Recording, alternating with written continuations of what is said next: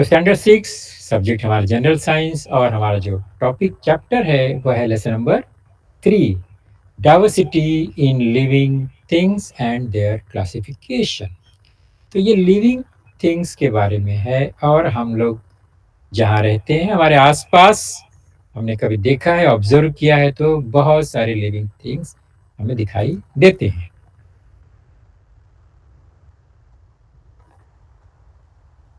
अब ये एक सिंपल सा एक पिक्चर है, इसमें आपको क्या दिखाई दे रहा है? बहुत सारे प्लांट्स दिखाई दे रहे हैं और अजीबो-गरीब प्लांट्स आपको दिखाई दे रहे हैं। बहुत ही यूनिक टाइप के हैं। ऐसे बहुत सारे प्लांट्स हमारे इस अर्थ पर आपको दिखाई देंगे। ओके? तो ये सब जो है प्लांट्स हो और एनिमल हो, ये सब क्या है? लिविंग थिंग्स हैं। ओके? तो हमारा आज का जो डिस्कशन है वो इन्हीं प्लांट्स के विभिन्न यानी बहुत so many types of plants on earth. Diversity जो है उनका यानी कैसे कैसे उनका स्ट्रक्चर, उनका फंक्शन चेंजेस है ज्योग्राफिकल कंडीशन से। ओके, तो हम थोड़ा सा देखेंगे, उस पर फोकस करेंगे, डाइवर्सिटी इन प्लांट्स। और उसमें हमारा एक टॉपिक होगा structure of A typical plant.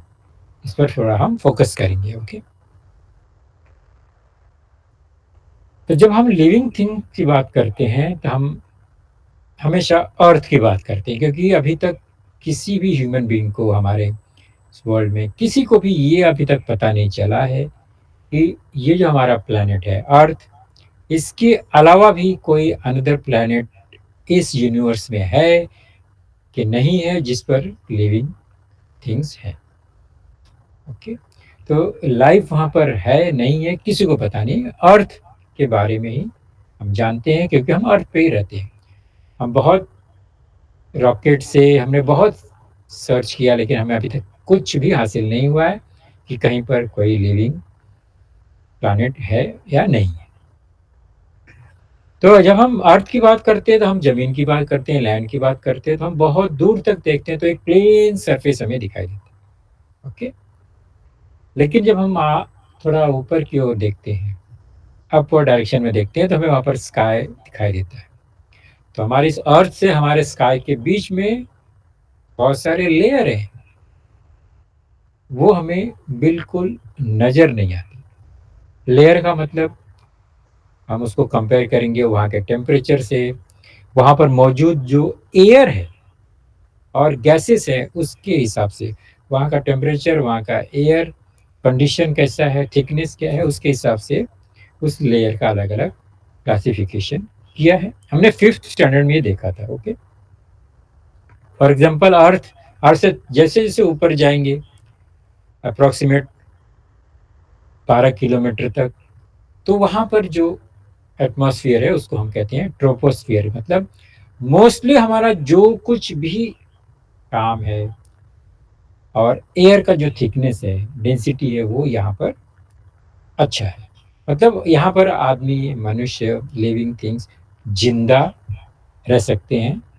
Oxygen level ठीक ठाक होता है तो जिंदा रहते हैं। जैसे हम उसके ऊपर जाएंगे फिर ऑक्सीजन लेवल कम कम होता जाता है, मतलब वहाँ जिंदा रहना मुश्किल है। नॉर्मली आर्टिफिशियल तरीके से सिलेंडर ले जाके तो हम बहुत जगह जिंदा रह सकते हैं, पर नेचुरली हम वहाँ जिंदा नहीं रह सकते। Can't live on upper layer. Okay, तो ये बहुत सारे लेयर हैं, यहाँ पर हम 5 लेयर देख रहे हैं। इसका किलोमीटर के हिसाब से 18 किलोमीटर, उसके बाद 50 किलोमीटर, उसके बाद 90 किलोमीटर, उसके बाद 800 किलोमीटर, उसके बाद 3000 एंड अबव। ये अलग अलग लेयर है। उसमें आप पिक्चर आप देख रहे हैं तो आपको ये समझ में आएगा कि हमारे इस अर्थ पे जो माउंटेन है, हाईएस्ट माउंटेन है, वो 8-10 किलोमीटर के रेंज में है। आपको पता है हिमालय का रेंज क्या है, एवरेस्ट का रेंज क्या है? तो that is near about 8000 metre है ना। तो 8000 और 9000 के बीच में इसका हाइट है, मतलब 8 किलोमीटर टू 9 किलोमीटर का रेंज। तो वो सबसे हाईएस्ट है, यानी उससे बड़ा कोई भी हमारे पास क्या है, माउंटेन नहीं। तो ये हो गया। तो बाकी उसके ऊपर फिर वहां पर भी हम जाते हैं तो टेम्परेचर बहुत डाउन है हाइट पर। तो वहां पर क्या हुआ, डेंसिटी एयर का ज़्यादा होना चाहिए लेकिन हाइट ज़्यादा है।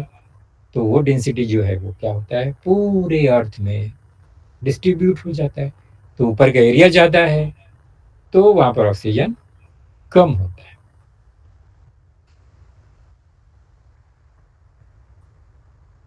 मोस्टली एरोप्लेन वगैरह आप देख रहे हैं सब उसी पहला फर्स्ट लेयर में है।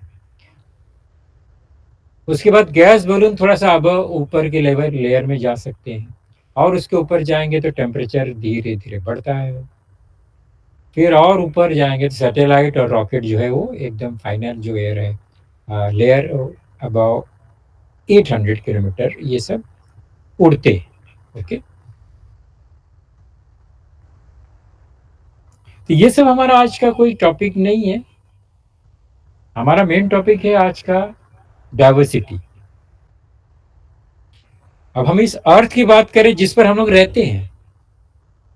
हम लोग कहाँ रहते हैं, अर्थ पर। अर्थ पर अब आपने अर्थ को देखा है, हम तो बहुत नजदीक से केवल जमीन देखते हैं, मिट्टी देखते हैं। हम पूरे अर्थ को कभी देख नहीं सकते। कब देख के हाँ सकेंगे, दूर से जब वो हम जाएंगे कहीं ऊपर रॉकेट से ऊपर, तभी हमें अर्थ दिखाई देगा, नहीं तो नहीं देख सकते हम लोग, इतना बड़ा है वो। लेकिन हमें इतना मालूम है कि वो अर्थ पर क्या क्या है। अर्थ में पानी है, मिट्टी है, जमीन है, सॉइल है, वाटर है। हमने हमने देखा है सी में बहुत सारा, ओशन सीज वगैरह। फिर लैंड है, हमने देखा है। और ऊपर क्या है, एयर।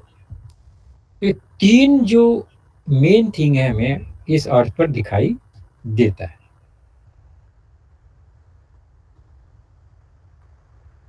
तो अर्थ के ऊपर जो सब एयर है, एयर का लेयर, उसमें बहुत सारे गैसेस हैं। उसको हम बोलते हैं एटमॉस्फियर। क्या कहते हैं उसे हम, एटमॉस्फियर। और ये एटमॉस्फियर हमारे अर्थ पर मौजूद है। इसके हेल्प से हमारे जो लिविंग थिंग्स है, हमारी लाइफ है, इसी एटमॉस्फियर पर डिपेंड है, यानी ऑक्सीजन पर डिपेंड। तो ऑक्सीजन इसमें है। मजे की बात यह है कि ये एटमॉस्फेयर में ऑक्सीजन जो है वो इक्वली, जितने गैसेस सब वो एकदम इवनली डिस्ट्रीब्यूटेड। उसका रेशियो हर जगह एक जैसा ही है। उसके बाद आती है लैंड की, जिसे हम लिथोस्फेयर कहते हैं। वो तो हमारे अर्थ पर ही है। ओके। नेक्स्ट है watery region, that is hydrosphere. आपने अगर कभी सुना है, पढ़ा है, देखा है टीवी में, तो अर्थ हमारे इस प्लानेट पर वाटर लेवल सबसे ज्यादा, सलाइन वाटर, सॉल्टी वाटर, नमक का खारा पानी, समुद्र का खारा पानी, वो बहुत ज्यादा है। जमीन थोड़ा है। और फिर बाकी तो एटमॉस्फेयर है जो कि इस प्लानेट के सराउंडिंग में है।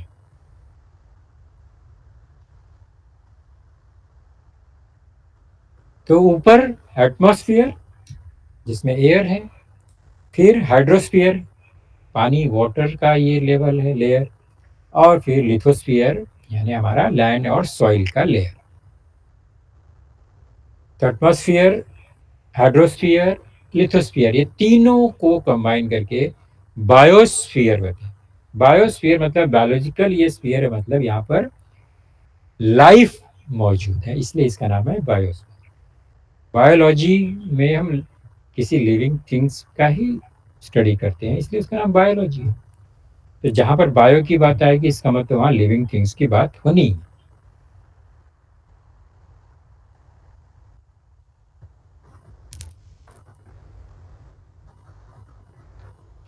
तो प्लांट्स और उसके बाद एनिमल्स, ये दो लिविंग थिंग्स हैं हमारे अर्थ पर। अब उसी में बाकी सब डिवाइड करेंगे, अलग अलग उसकी कैटेगरी है, क्लासिफिकेशन। सबसे पहले डाइवर्सिटी इन प्लांट। हमारे अर्थ पे बहुत टाइप के प्लांट्स।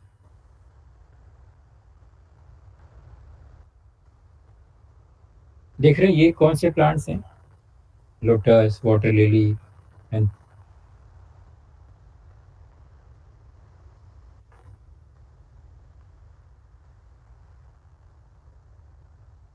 इनका स्ट्रक्चर कैसा है? ये पानी में रहते हैं, वाटर के ऊपर, क्या फ्लोटिंग है।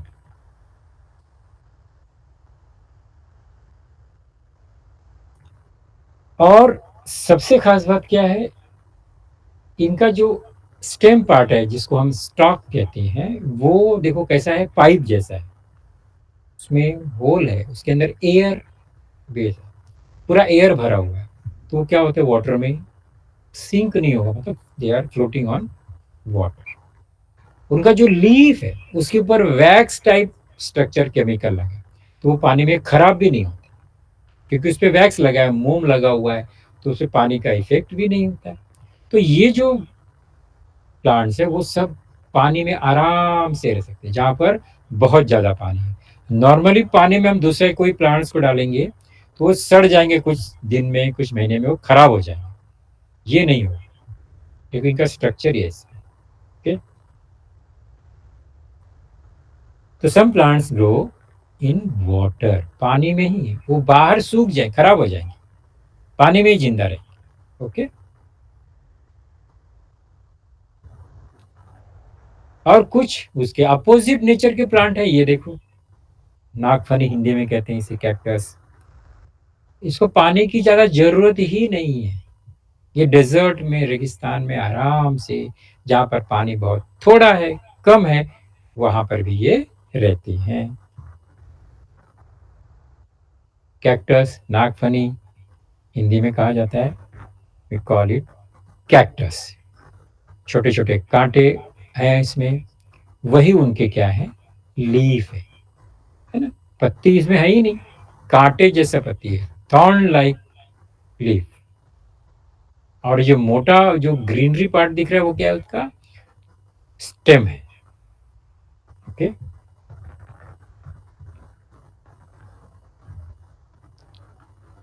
देखा होगा आपने, टेक्स्ट बुक में भी इमेज है ऐसा, और आपने इस तरह के प्लांट कम से कम टीवी में देखे होंगे, नहीं तो आपके आसपास स्कूल में भी आपके ये फ्लावर पॉट में ये लगे होते हैं।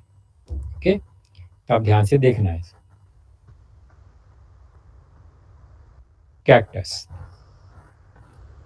क्या स्पेशलिटी है, इसको ज़्यादा पानी की जरूरत बिल्कुल नहीं है। ये famous plant aloe vera, medicinal plant है ये, और हर जगह मिलता है, पानी है तो भी जिंदा होगा, पानी कम मिला तो भी ये सरवाइव कर जाता है। एलोवेरा,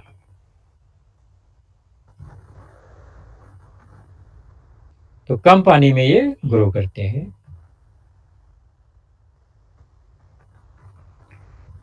कुछ प्लांट और देखो, हमने दो देखा, एक तो पानी, जो पानी में ही रहते हैं, दूसरा जो जिसको पानी नहीं चाहिए वहां भी प्लांट्स हैं, और जहां पर बर्फ ही बर्फ है, ठंडा है, मतलब पानी भी नहीं है लेकिन बर्फ है, कोल्ड रीजन है, स्नोई रीजन है, वहां पर भी प्लांट्स होते हैं। Snowy region, very cold place में ये, जैसे आपने, आप कश्मीर में जाएंगे तो आपको क्या लगता है, कश्मीर में प्लांट नहीं है? बहुत है। तो वहाँ अलग टाइप के प्लांट है, उनका स्ट्रक्चर अलग।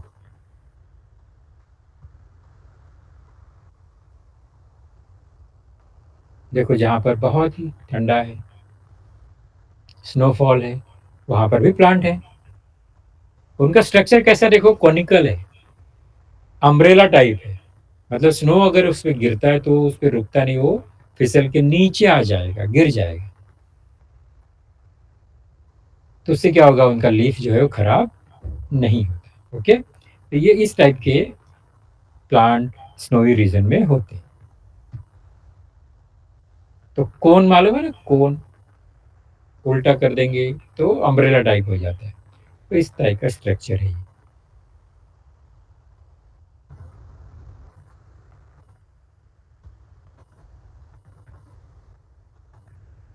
उसके बाद फ्लावर्स की बात करेंगे तो बहुत सारे प्लांट्स में बहुत अच्छे-अच्छे कलरफुल ब्यूटीफुल फ्लावर्स भी होते हैं। तो कोई-कोई प्लांट्स के फ्लावर तो नहीं है लेकिन उसकी जो लीफ है वो कितना बड़ा है। देखो आप राइट साइड में एक इमेज देख रहे हैं? वो जो वहाँ पर्सन खड़ा है उसका और वो लीफ का साइज़ देखो कितना बड़ा है। तो ये अलग-अलग टाइप के प्लांट्स हमारे इस प्लैनेट पर मौजूद हैं।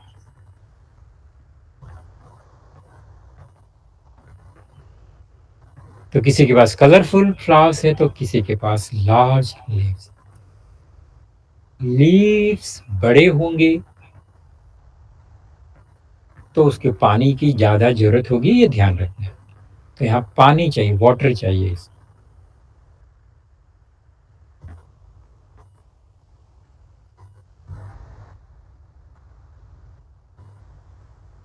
तो अभी हमने क्या-क्या देखा?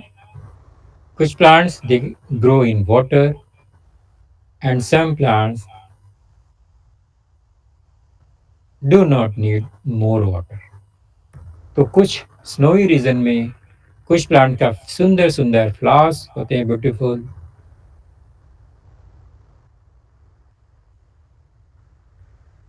कुछ प्लांट के देखो लीफ कितने बड़े-बड़े, केले का पत्ता भी बहुत बड़ा होता है। ओके? और कुछ प्लांट्स जो हम ट्री बोलते हैं वो साइज़ बड़े होते हैं उसमें, फ्रूट छोटे होते हैं। तो अजीब-सा डाइवर्सिटी हमें इस प्लैनेट पे देखने को मिलता है। आप भाजी मार्केट में चले जाओ तो आप जो वेजिटेबल्स देखते हो, वेजिटेबल मार्केट में आपको ब अलग-अलग दिखाई देगा। छोटे-छोटे वेजिटेबल्स से लेके बड़े-बड़े पम्पकिन ये सब मिलते हैं। आपको ये आपने कभी सोचा है कि जो फ्रूट साइज़ जिसका बड़ा है, तो उसका जो प्लांट है वो कैसा है? क्या उसका प्लांट भी बहुत वो ट्री जैसा है? नहीं, उल्टा ही होता है। फ्रूट छोटा है तो प्लांट उसका ट्री बहुत बड़ा है। फ्रूट बड़ा है तो ट्री उसका बहुत कमज़ोर है। तो ये अजीब-सी यहाँ पर हालत है, डाइवर्सिटी है हमारे प्लैनेट में।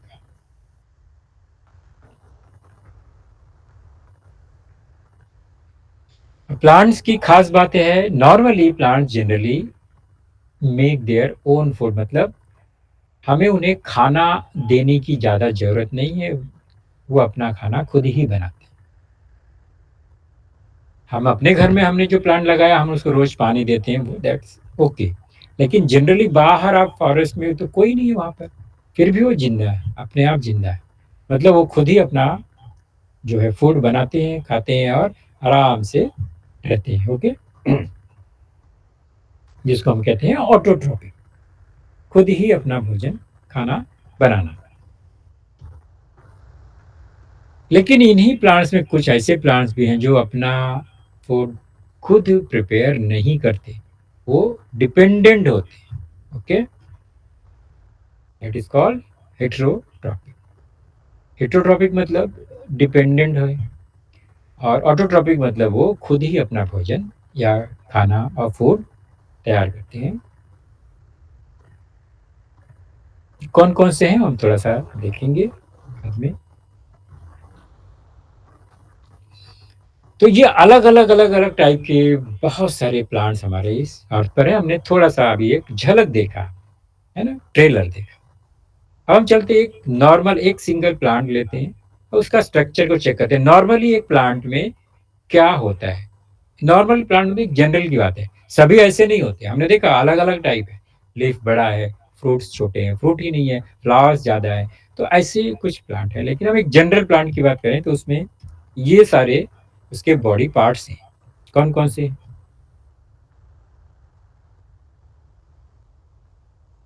रूट है, स्टेम है, लीफ है, फ्लावर्स है एंड फ्रूट है। और ये प्लांट जो है अपना जो फूड है वो plant make their own food, खाना खुद कैसे बनाते हैं? कैसे बनाते होंगे? आपने कभी सोचा ये कोई प्लांट जो है अपना खाना कैसे बनाता है? फिर वो छोटे से बड़ा, बड़ा, बड़ा, इतना बड़ा कैसे हो जाता है? क्योंकि हम ग्रो कैसे करेंगे, हम रोज खाना खाते हैं, तभी हम छोटे बच्चे से बड़े बड़े बड़े होते जाते हैं, क्योंकि हमें रोज एनर्जी की जरूरत है। तो वैसे प्लांट को भी एनर्जी चाहिए, तो कौन देता है, कहाँ से मिलता है? और अगर उन्हें मिल गया तो खाना बनाते कैसे हैं? उनका गैस कहाँ पर है, किचन कहाँ है? ओके, तो सबसे पहला बॉडी पार्ट जो हमारा इस सॉइल के नीचे है वो है रूट। और रूट से क्या होता है, सारा रॉ मटेरियल, जो भी मिनरल है, वाटर है, वो उसके थ्रू पूरे प्लांट में ऊपर स्टेम के थ्रू हर पत्ते के बाद, हर लीफ के बाद वो पहुंच जाता है। तो अब राशन तो आ गया हमारे घर में, राशन लाया हमने, हमने गेहूं खरीदा, हमने चावल खरीदा, वीट खरीदा, दाल लिया, राइस सब लेकर आ गए। उसके बाद किचन में लाना पड़ता है, उसको फिर पकाना है। तो यहाँ पर मिनरल एंड वाटर सब मिल गया कच्चा, अब इसको क्या करना है, पकाना है। पकाएगा कौन?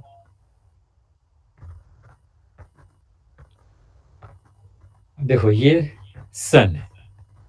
सन क्या प्रोड्यूस करता है, सन लाइट देता है, और सन हीट एनर्जी भी देता है, हीट, गर्मी है ना।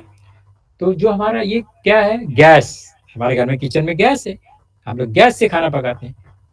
यहाँ पर क्या है, सनलाइट है, उसका जो हीट एनर्जी है, सनलाइट से हीट एनर्जी मिलती है। वो हीट एनर्जी से लीफ, क्योंकि सनलाइट किस पर आने वाला है, सारे लीव्स पर, किसी भी प्लांट्स के लीफ पर ही पहले सनलाइट आने वाला है।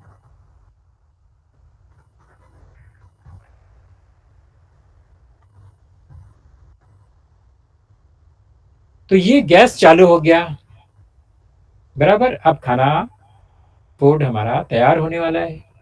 इसका हमारा मतलब इस प्लांट, ओके। कौन तैयार करेगा, लीफ तैयार करेगा। तो नॉर्मली किसी भी प्लांट में जो फूड प्रिपरेशन है वो लीफ के थ्रू होता है, लीफ ही काम करता है। लेकिन मिनरल, वाटर्स, ये जो सामान है ये कौन दिया, रूट ने कलेक्ट किया। उसके बाद वाया स्टेम वो कहाँ पहुंच गया, किचन में, लीफ के पास। ओके, तो ये जो सिस्टम है जिसके थ्रू प्लांट जो है अपना फूड प्रिपेयर करते हैं, उस मैकेनिज्म को हम लोग बोलते हैं फोटोसिंथेसिस। क्या बोलते हैं, फोटोसिंथेसिस। तो लाइट एनर्जी और हीट एनर्जी का यूज करके ये खाना बनाते हैं, भोजन तैयार करते हैं। They prepare their own food. तो फोटोसिंथेसिस में क्या होता है, हीट एनर्जी और वाटर एंड मिनरल से एनर्जी तैयार होता है इनका, और ये रिलीज करते हैं gas, that is carbon dioxide, नहीं, ऑक्सीजन। प्लांट का सबसे खास बात क्या है, वो जो गैस रिलीज करते हैं वो ऑक्सीजन गैस, और एटमॉस्फेयर का जो कार्बन डाइऑक्साइड गैस है उसका, नाइट्रोजन का और फूड का, वो क्या करते हैं, भोजन प्रिपेयर करते हैं और ऑक्सीजन रिलीज करते हैं। और ह्यूमन बीइंग और बाकी एनिमल्स क्या करते हैं, ऑक्सीजन को एब्जॉर्ब करते हैं वाया रेस्पिरेटरी सिस्टम। तो हमको ऑक्सीजन चाहिए, कौन दे रहा है, प्लांट और ट्रीज, ओके।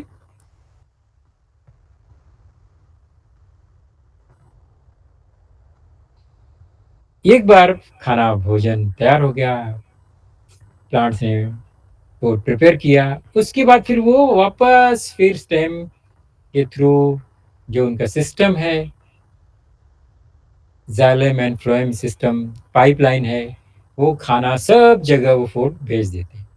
फिर जो प्लांट है वो वापस ग्रो होता है, उसमें फूड आएगा, मतलब फ्लावर्स आएंगे, फ्रूट आएंगे, ये सब फिर वो शुरू हो जाता है।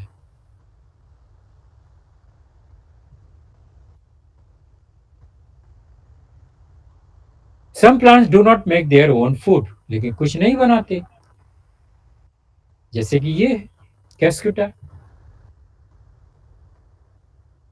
ये जो येलो कलर का है धागे जैसा, आपने कभी ध्यान दिया है आसपास के झाड़ी में, ये धागे जैसा थ्रेड लाइक स्ट्रक्चर है, ये रस्सी जैसा, हिंदी में इसको कहते हैं अमरवेल।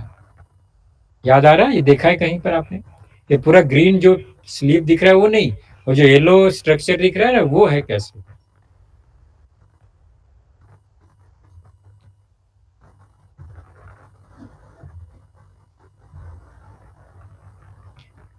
सिमिलरली और भी बहुत से प्लांट है, जैसे ये है पिक्चर प्लांट। अब इनको नाइट्रोजन नहीं मिलता है, नाइट्रोजन डिफिशियंसी है, तो ऐसे जितने भी प्लांट है जिनको नाइट्रोजन नहीं मिला किसी वजह से या नहीं मिल पाता है, तो क्या हो जाते हैं वो, फिर वो इस तरह से शिकार करते हैं, इंसेक्ट का शिकार करते हैं।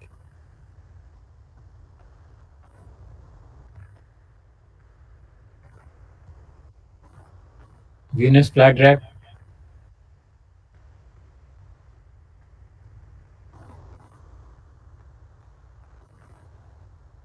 सम plant do not make their own food, वो खाना खुद नहीं बनाते, वो शिकार करते हैं इस तरह से।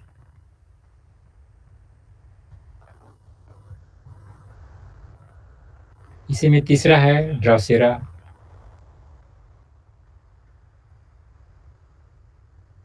इसके जो जितने भी फाइबर्स हैं जो दिख रहे हैं, हेयर लाइक स्ट्रक्चर, उसमें गम लगा हुआ है। उस गम में क्या होता है, जितने भी इंसेक्ट्स हैं चाहे कोई भी हो, फ्लाई वगैरह, वो उसमें फंस जाते हैं, चिपक जाते हैं।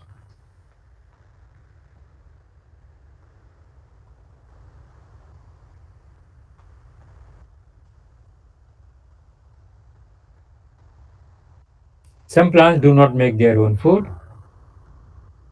इनको हम हेट्रोट्रॉपिक प्लांट कहेंगे, like cuscuta, pitcher plant, drosera and Venus flytrap. Insectivorous क्यों बोलते हैं इसे, क्योंकि वो इंसेक्ट को खाते हैं। ओके, लेकिन वो जो कैस्कुटा है वो इंसेक्टिवोरस नहीं।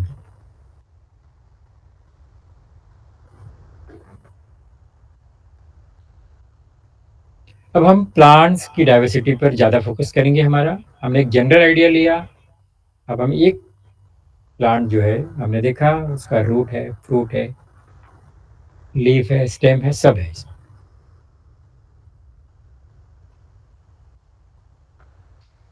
तो कॉमन पार्ट्स क्या है एक प्लांट के, root, stem, leaf, flowers and fruits.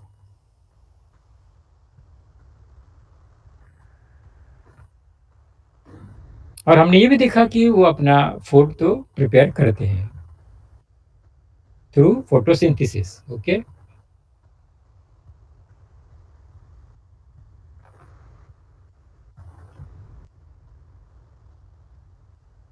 इतना सारा हमने ये सब हमने अभी तक रिकैप लिया, हमने फिफ्थ में जो सीखा और हम जो आगे सीखने वाले हैं। तो geographical condition at different places on the earth are very different. ये आपको पता है कि हमारा अर्थ में ज्योग्राफिकल कंडीशन हर जगह अलग अलग है। हमारा महाराष्ट्र का कंडीशन अलग है, रेगिस्तान राजस्थान का कंडीशन अलग है, कश्मीर का जो कंडीशन अलग है, केरला का कंडीशन अलग है। यहाँ पर इंडिया में ही एक ही कंट्री में अलग अलग रीजन में अलग अलग कंडीशन है। Various types of plants are found in many places around us. Some plants like grass are short, तो कोई प्लांट छोटा है, वाइल अदर आर टॉल, बहुत बड़े भी हैं। बराबर, कुछ पानी के अंदर होते हैं, हमने देखा, कुछ पानी के ऊपर तैरते हैं, कुछ डेजर्ट में भी आते हैं। ये अलग अलग टाइप के हमने प्लांट देखे। सम प्लांट्स आर ऑटोट्रोपस, मतलब अपना फूड को खुद ही तैयार करते हैं, प्रिपेयर करते हैं, while some plants are heterotrophics, वो डिपेंडेंट है। But some of which are also insectivorous, मतलब वो इंसेक्ट्स का को खाते हैं, उन लोग का फूड ही है इंसेक्ट्स। ओके,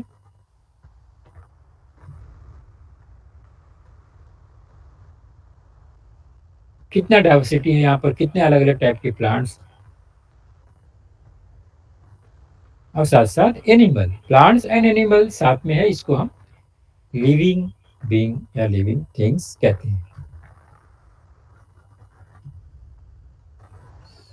अब उनको डिवाइड करना है, अभी कौन सा, अभी हमें अलग अलग इतने सारे हैं तो उसको हम कैटेगरी में कैसे करेंगे, कैसे रखेंगे, क्लासिफाई कैसे करेंगे, सब अलग अलग टाइप के। फॉर एग्जाम्पल अभी आपके स्कूल में लाइब्रेरी होगा, कौन सा बुक कहाँ रखा है, उसका अरेंजमेंट कैसे करेंगे, हमें एक बुक्स इसमें से निकालना है। तो पूरा लाइब्रेरी घूम के आएंगे, सब सब बुक्स को चेक करेंगे, भैया मुझे बुक्स चाहिए, मुझे स्टैंडर्ड 6 का साइंस बुक चाहिए। पूरा लाइब्रेरी घूम घूम के हर बुक को निकाल निकाल के देखना, ये राइट थिंग है क्या, ये सही है क्या, नहीं। फिर कैसे अरेंज करते हैं उसको, तो हम क्लास वाइज अरेंज करके रखते हैं। चलो 6 का बुक है एक साइड में, 7 का ग्रुप बुक है, 5th का है, 4th का है, 8th का है।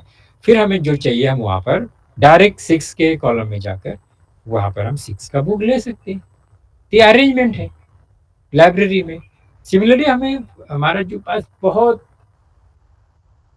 प्लांट्स, बहुत सारे एनिमल्स हैं, तो हमने उसको क्या किया है, क्लासीफाई किया अलग अलग बेस के हिसाब से।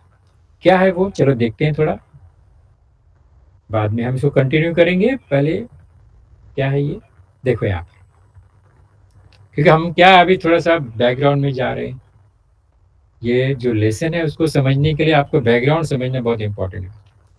साइंस का कोई भी लेसन हो, मैथ्स का कोई भी लेसन हो, हमें रिकैप बहुत इंपॉर्टेंट है। तो हमने जो सीखा है, देखा है, उसके हिसाब से आगे कंटिन्यू करते हैं।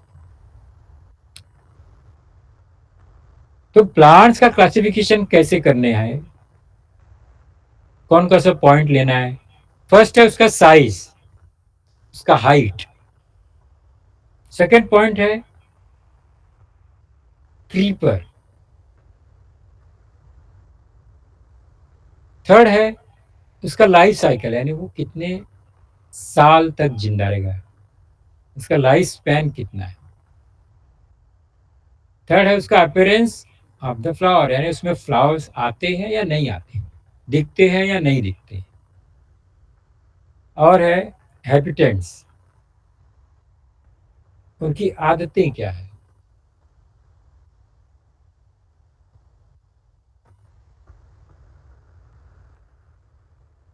अभी बताओ ये कौन सा प्लांट, अभी प्लांट का मतलब इसको अभी हम इसके साइज के हिसाब से इसको क्लासिफाई कर रहे हैं। This is mango, mango tree. Normally हम ट्री बोलते हैं हर, ओके। ये bigger size and more height, बड़ा साइज, मोर हाइट ज्यादा है, तो उसको हम ट्री बोलते हैं, ओके।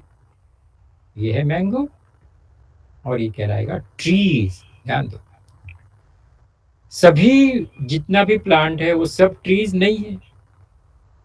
तो ट्रीज का मतलब the plant having more height और बिगर साइज। कितना हाइट, कितना साइज है, वो हम इधर लेंथ के हिसाब से बताएंगे बाद में।